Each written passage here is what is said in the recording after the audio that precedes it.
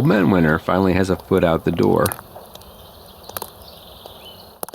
With a shove from his precocious sister, Spring. The sun lingers these days, painting dabs of green into the browns and tans of winter's canvas. And high above, in the cold blue sky, streams a sure sign of warmer days.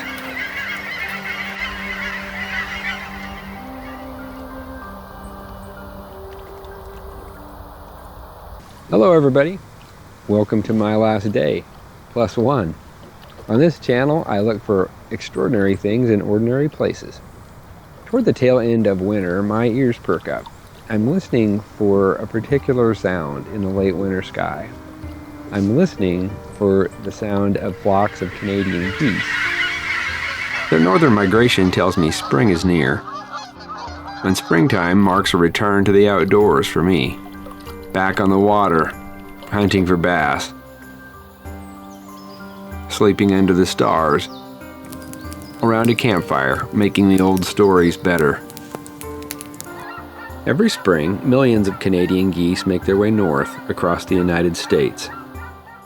They're headed for their breeding grounds in Canada. To get there, they'll fly 1,000 miles or more, making their way from their winter grounds in the southern United States and Mexico. It's a magic trick they've pulled off for centuries. Canadian geese are flying machines. They're made for the long haul. Streaming through the late winter sky, they look sleek and unstoppable. But on the ground, their appearance seems contrary. On the ground, they look like the over 40 basketball league at the Y. Sleek and streamlined don't come to mind. But strong they are. They've been clocked as fast as 70 miles per hour, and they've been known to fly up to 16 hours without landing.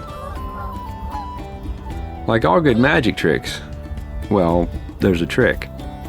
Their trick is good old-fashioned teamwork, that V formation they fly in. By drafting off each other, they fly 7 times farther than they could alone. The air is so smooth toward the back of the V, they sometimes sleep while flying. Teamwork comes naturally to Canadian geese. They're big on family. The flocks you see overhead and on the water are family groups. And pairs of geese are lifelong partners. To find her lifelong partner, the female goose starts by looking for a male who's similar to her in size. And then she picks the best dancer. They follow an elaborate mating ritual where they circle each other and dip their heads in the water. And then they circle some more, and more dipping. And this goes on for a half an hour or so.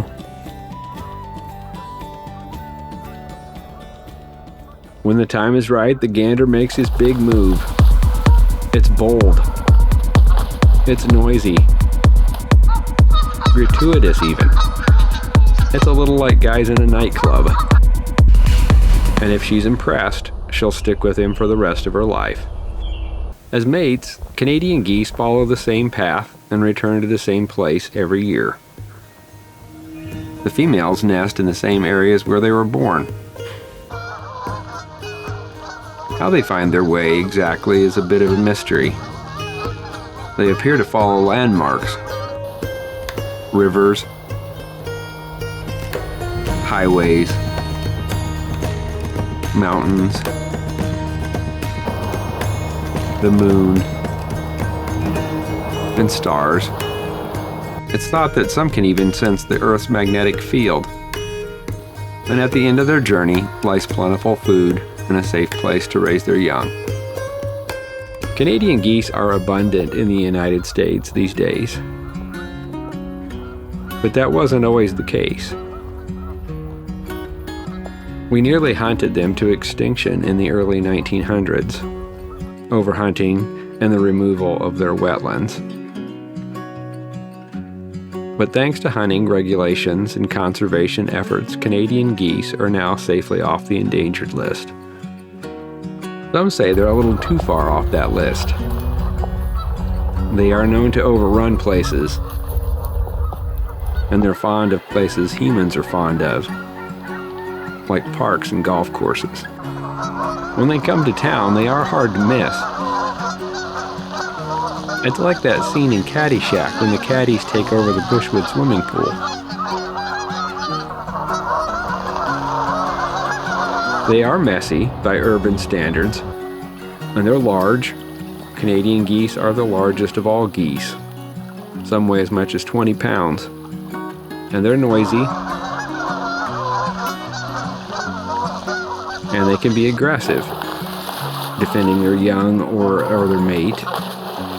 If you get too close, you might get a hiss. And if you don't take the hint, you might get charged or even pinched. So they make for somewhat awkward company. But the way I see it, they deserve some leeway. They were following their instinctual paths long before we manicured and paved things. It's April now, and the migrating geese have gone on.